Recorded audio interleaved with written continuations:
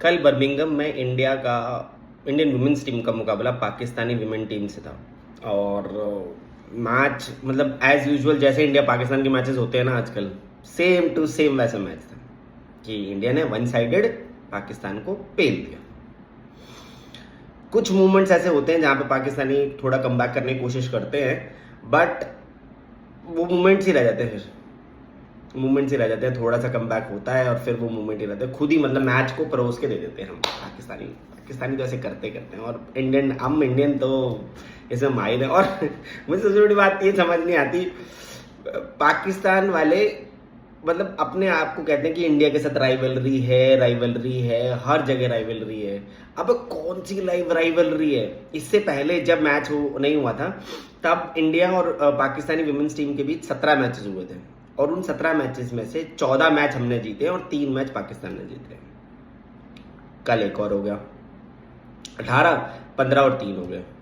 Men's team का हाल आपको पता ही है कि वो कहीं आज से 5 से विंग लगने देते हमारे। अभी T20 में जो मुकाबला हुआ था उसमें भी हमने उसमें भी हमने 169 के करीब मारे थे रन, और हमने 60 रन से पेला था। और सेम चीज हमारी इंडियन वुमेन टीम ने भी कर दिया, 64 रन से पाकिस्तानी वुमेन टीम को पेल।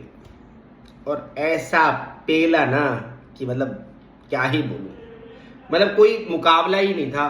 कहीं पे भी ऐसा नहीं लग रहा था कि पाकिस्तानी टीम कम बैक करने की कोशिश कर रही है। एक दो स्पॉट्स थे जहां पे कम बैक करने की कोशिश की। पहले स्टार्टिंग में उन्होंने 2 विकेट बहुत जल्दी ले ली थी, हमारे 18 रन पे 2 आउट हो गए थे।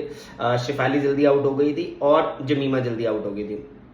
उनकी तरफ से सादिया इकबाल ने शिफाली को आउट किया था और तस्मिया ने जमीमा को आउट किया था। उसके बाद हमारी कैप्टन एंड वाइस कैप्टन क्या पार्टनरशिप करी है। हमारी वाइस कैप्टन ने 68 रन मारे 44 बॉलों में, 9 चौके और 2 छक्के।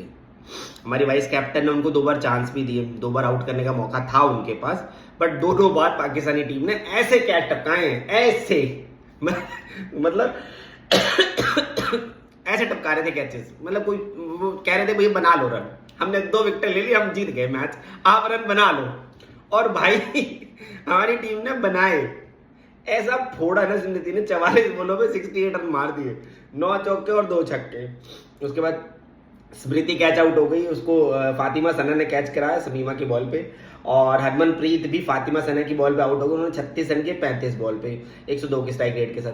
फिर आता है क्लाइमेक्स यानी इंडिया की इनिंग का लास्ट 2 ओवर्स। 18 ओवर तक इंडिया की टीम बना रखी थी। इंडिया की टीम ने 132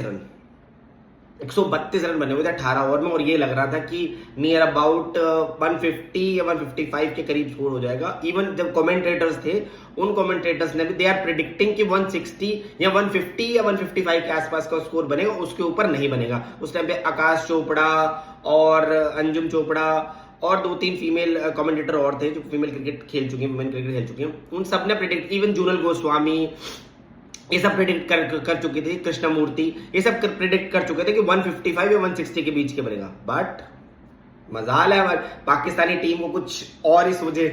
पाकिस्तानी टीम का सबसे पहली गलती हुई कि भैया 3 स्पिनर्स कराए, फिर भी वो लेट हो गए, ओवर कराने में लेट थे, जिसकी वजह से उनको पेनल्टी पड़ी। और जो नॉर्मली आप 4 फील्डर्स बाहर रख सकते हो, लास्ट के 2 ओवर्स में आपको 3 ही फील्डर बाहर रखने थे। बस हो गया काम, लास्ट के ओवर में 3 ही फील्डर बाहर रखने थे। और जो इनकी बॉलर थी, क्या नाम था इनकी बॉलर का यार, हाँ तस्मिया का ओवर आया 19वां ओवर, और उस 19वें ओवर में ऋचा घोष और दीप्ति शर्मा ने 23 रन ठोक दिए उस ओवर में, और 20वें ओवर में 15 रन ठोक दिए दोबारा। उसके बाद 170 का स्कोर था और 171 बनाने थे पाकिस्तान को। पहली तो बात करूं कि ऋचा घोष की बैटिंग की, तो ऋचा घोष ने 17 बॉलों में 34 रन किए, 5 चौके और 1 छक्का 200 की स्ट्राइक रेट के साथ। दीप्ति ने भी 12 रन किए 9 बॉलों पे 133 की स्ट्राइक रेट के साथ। उसके बाद मैच में खास कुछ बचा नहीं था, 170 रन किए। इनकी तरफ से बॉलिंग की अगर बात, सादिया इकबाल ने 4 ओवर 41 रन 2 विकेटें, फातिमा सना 4 ओवर 33 रन 2 विकेटें, Tasmia Rub 4 over 41 run 1 wicket, Rameen Shamim ने 4 ओवर 30 रन 1 विकेट, और नुसरा संधू ने 4 ओवर 25 रन कोई विकेट नहीं। ये बॉलिंग थी। पाकिस्तान ने शुरुआत करी, पाकिस्तान की शुरुआत भी बहुत अच्छी हुई एज कंपेयर टू इंडिया। उनका जो पावर प्ले था वो बहुत ज्यादा इफेक्टिव था। उन्होंने पावर प्ले में 52 रन किए थे, एक आउट था, और इंडिया के ने 39 रन किए थे और 2 आउट थे। पावर प्ले में अगर बात करूं तो जो मुनीबा ने और उनकी जो ओपनर थी, दोनों ने बहुत अच्छी बैटिंग करी। यही डिफरेंस था कि यहाँ पे इंडिया के 38 पे 2 थे, उनके 52 पर 1। उसके बाद जो मिडिल ओवर में इंडिया ने 84 रन किए और 2 विकेट लिए, एज कंपेयर टू पाकिस्तान ने 52 रन किए और 6 विकेटें दी। फाइनल ओवर में हमने फाइनल 4 ओवर्स में हमने 48 रन किए, 2 विकेटें दी। इन्होंने 2 रन किए और 3 विकेटें दी और मैच वन साइडेड खत्म कर दिया। मतलब पहले 6 ओवर में लग रहा था कि पाकिस्तानी थोड़ी फाइट कर रहे हैं, लेकिन जैसे ही दीप्ति शर्मा बॉलिंग कराने आई है और दीप्ति शर्मा ने जो बॉलिंग करी है, उसके बाद तो वो लेट ही गए, दीप्ति शर्मा के सामने लेट गए। मतलब ऐसे लेटते चले गए कि उनकी जो बॉलर बैट्समैन थी गुल फिरोजा, भाई उससे सीधे शॉट नहीं लग रहे, आप उसको रिवर्स मार रहे हो, बंदी आपके सामने से बॉल निकाल रही है। वर्ल्ड क्लास बॉलर है। 350 विकेट करने से वो 1 विकेट पीछे थी इस मैच से पहले। गुल फिरोजा का विकेट लेके उन्होंने 350 विकेट्स कंप्लीट किए इंटरनेशनल क्रिकेट में दीप्ति शर्मा ने। और आप ऐसे प्लेयर को आप रिवर्स मार रहे हो जब आप उसकी बॉल को सीधा नहीं खेल पा रहे हो। कुछ नहीं था, सीधा हाथ में दे दिया। दीप्ति शर्मा ने 4 ओवर के 10 रन दिए और 5 विकेटें ली। श्री चन्नी ने 4 ओवर के 21 रन दिए, 3 विकेटें ली। इंडिया के स्पिनर्स, दोनों स्पिनरों ने 8 ओवर किए हैं, 8 विकेटें लिए हैं और सिर्फ 31 रन दिए हैं।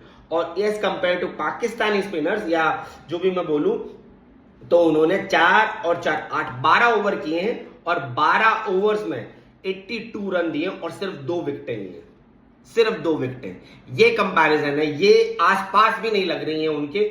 और अगर मैं बॉलिंग की बात करूं तो श्रेयंका पाटिल 3 ओवर 17 रन, क्रांति गौड़ थोड़ी एक्सपेंसिव रही, 1 ओवर में 14 रन दिए।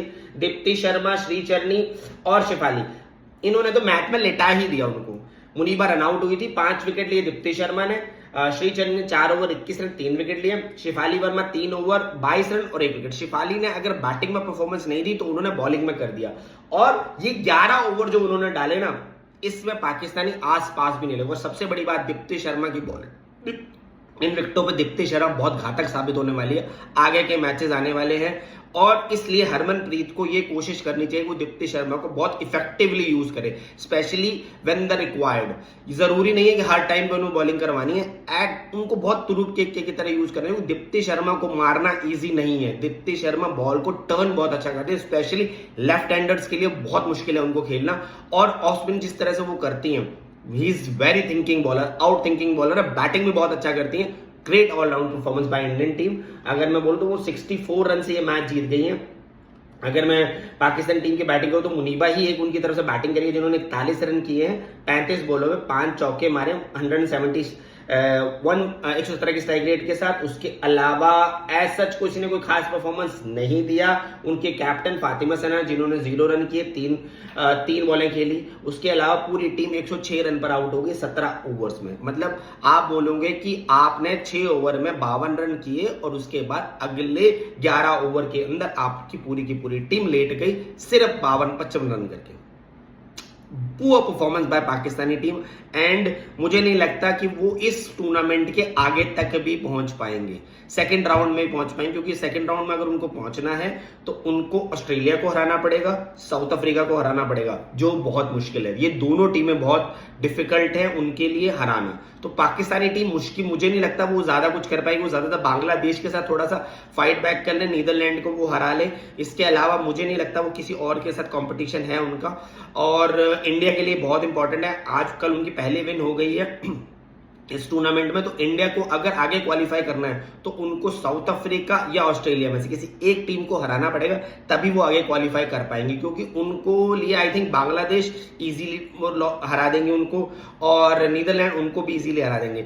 सिर्फ जो सबसे दिक्कत आएगी वो आएगी ऑस्ट्रेलिया या साउथ अफ्रीका। इन दोनों में से किसी एक टीम को उनको मार्जिन से हराना, मार्जिन भी नहीं कहूंगा, हराना पड़ेगा। क्योंकि अगर वो हरा देती हैं इन दोनों में से किसी एक भी टीम को तो वो डेफिनेटली नेक्स्ट राउंड में जाने के लिए अपना दावेदारी पेश कर देंगे। क्योंकि ऑस्ट्रेलिया इस टीम की सबसे स्ट्रांग टीम है। वो ऑलरेडी एक मैच साउथ अफ्रीका से जीत चुके हैं और वो भी बहुत बड़े मार्जिन से जीती हैं। साउथ अफ्रीका को भी उन्होंने 117 पे आउट कर दिया और बहुत बड़े मार्जिन से जीती हैं। तो हरमनप्रीत की टीम के लिए आगे बहुत बड़ा कंपटीशन आने वाला है, साउथ अफ्रीका और ऑस्ट्रेलिया। बाकी मुझे नहीं लगता इस ग्रुप में उनके लिए और कोई थ्रेट है, और उन दोनों टीमों में से किसी एक को हराना पड़ेगा। अगर वो दोनों को हरा दे तो बहुत अच्छी बात है, लेकिन दोनों में से किसी एक को तो हराना ही पड़ेगा ताकि वो आगे क्वालिफाई कर पाए।